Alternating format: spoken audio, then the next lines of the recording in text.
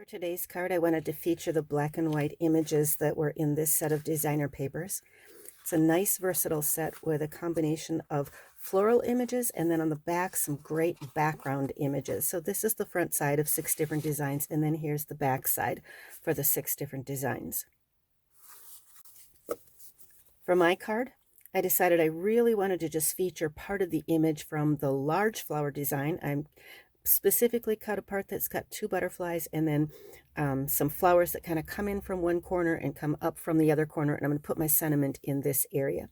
I want to anchor my sentiment, and so I'm going to do that with a little strip of designer paper that's going to cross it.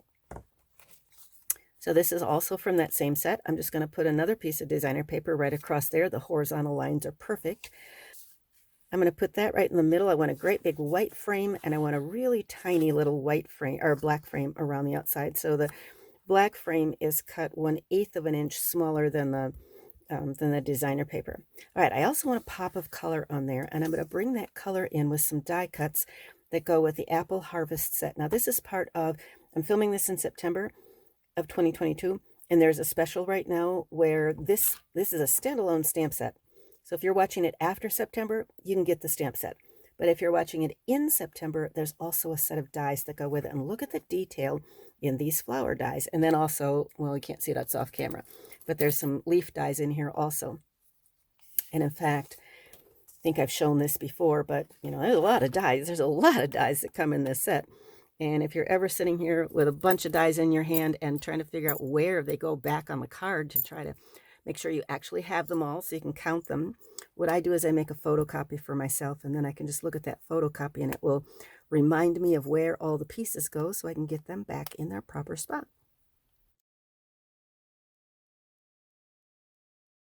That's been a lifesaver. If I didn't make that photocopy for myself, I would never know if I had them all back and if I had them in the right place.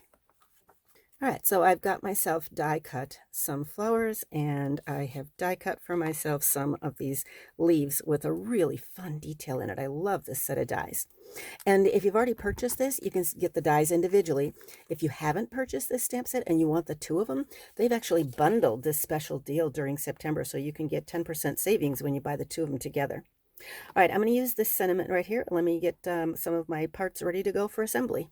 Because I want the color to come just from the flowers, I want to go neutrals with how I offer the sentiment on the front of this. So I've made a circle. It's just smoky slate. It's a very neutral. It fits in with the grays that you see in the pattern here. And I'm going to stamp my sentiment on that.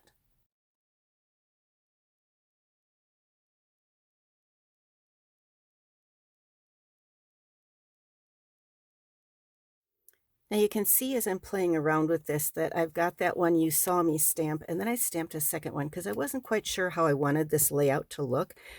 And I wanted to leave myself an option for perhaps tucking this underneath. If I tuck it underneath, it means I need this a little bit smaller. So I think I've decided to go with this thinner version of it, but so I'm going to start to do a little bit of assembly here.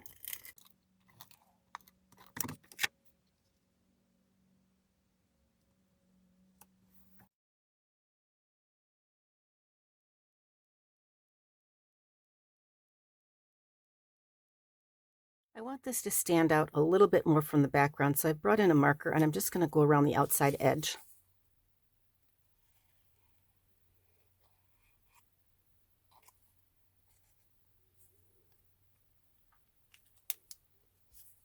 That's a really subtle detail, but it's going to really help to make it stand out on the card. Make sure I've got this sentiment where I want it, so it's going to let the flowers show up there. It's going to kind of fill in the empty space.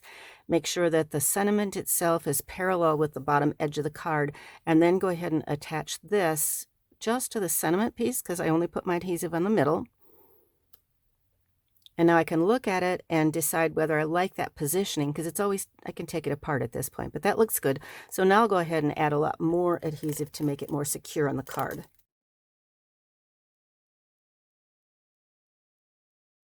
Showing most of that flower, some of that leaf, and then we'll start adding some of these things. I'm also going to add some ribbon in here. This is metallic woven ribbon. Isn't that pretty? Look at the sparkle in here. Isn't that awesome? Very, very cool. And we've got these in all the in colors. This is Parakeet Party, if I neglected to say color, and this is Parakeet Party paper. You've seen me tie bows before with this fork, but this time I'm just going to tie two lines together.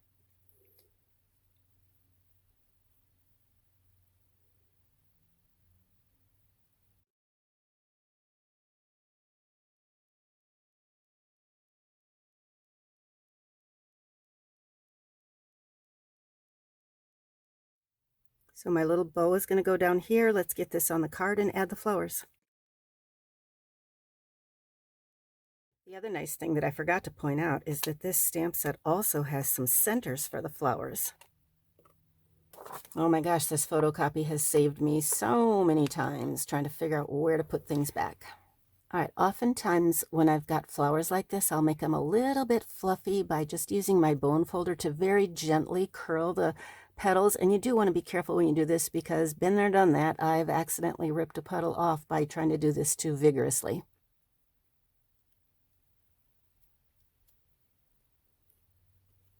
All right, let's get the right adhesive in here for this. I'm not going to use the tape runner for this. We're going to use some glue dots. Glue dots are going to do a couple of things. They're going to give me a very small area of coverage, which is what I want. But when I fold them in like that, they also give me a little bit of dimension, which gives me room to come back with the leaves and tuck them underneath the flower.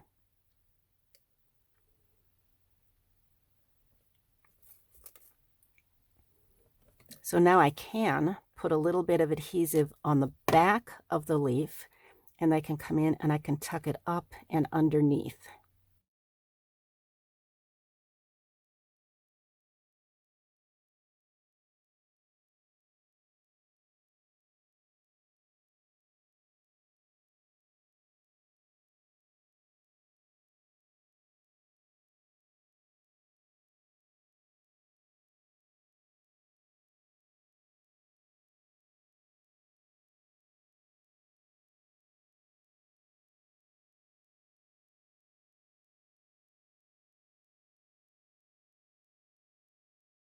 I don't know if I pointed this out, but I didn't want the adhesive on the leaves to show through potentially. So I'm putting the adhesive on the back of the leaf, and then that's just going to glue it down to the card front itself. But by putting the petals on that dimensional, it gives them enough height that I've got room to tuck those leaves underneath. Now, almost done with this. Many times at this point in card making, I decide to come back and add some rhinestones to this, but I do have another product to show you this time, and something kind of fun that I did with this additional product. This is something new that's in the catalog. These are pearlized enamel effects, and they are in the fall catalog, this July to December catalog. They come in a 3-pack, and what they are is a liquid that you can, I could come in on that card stock and I could just add little drops of it. You can see these drops that I've got over here. So I could come back in and add some fun colored drops. It comes in 3 colors. It comes in the white that's in my hand, comes in a red, and it comes in a black that actually is a little bit more gray. It's not as intense of a black as you see down here. But look what I've done with these drops. These drops, they've hardened on my silicone craft mat. Well, now I could pick these drops up and I could use them in place of a rhinestone on my project. So look how fun those are when I add them in. And then because they're not sticky yet, like a rhinestone would be, I can come back in and decide exactly where I want them to be and then go back and add the glue and make them permanently attached to the card. So let me show you how I move them first, and then I'll show you how I made them. Here's the putty end of my take your pick tool. You can make it a little bit longer if you want, just by giving a little bit of a twist, and that puts pressure on, and then it pushes it out a little bit. Don't know if you saw it coming out. I can see in profile here that it's a little bit further out than it was before, and I realized I didn't have it over in dark background, so you probably didn't notice at all. But I can use that putty end to kind of push it loose from the base that it's on, and then pick it up with that putty end, and then kind of move it over onto my project.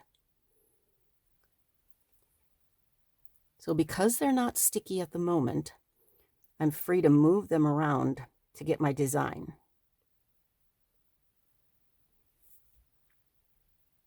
When I like where I've got them, then I just come back and add some glue.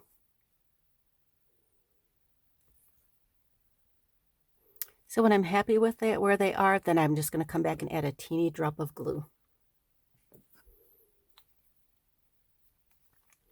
I'm going to put the glue on my silicone craft mat. Kind of smeared around so it's not a great big blob. In other words, it doesn't have much height to it. And then I'm going to still use my Take Your Pick tool and come back and pick up that dot, add a little adhesive to the bottom of it, and then replace it back on my project. Awesome. Super quick and easy.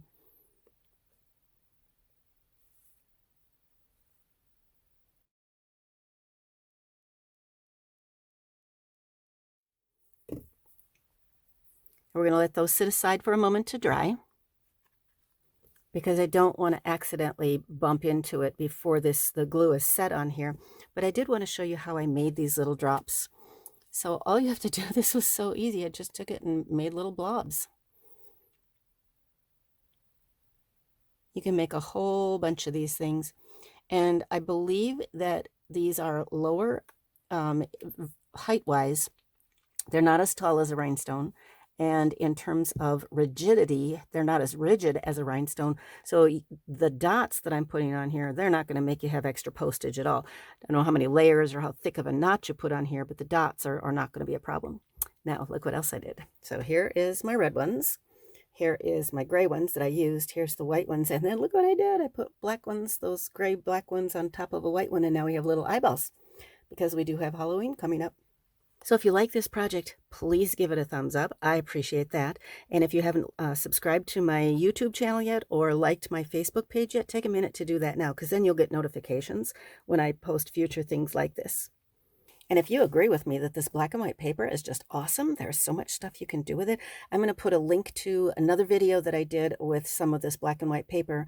I'll put a link to where you can purchase a package of the black and white paper. And I'm also doing a paper share with a PDF that goes along with it for how to use some of these designs. And I'll put a link to that in the video as well. Hey, we will catch you next week. Have an incredible week. And this is Katie Johnson. Bye.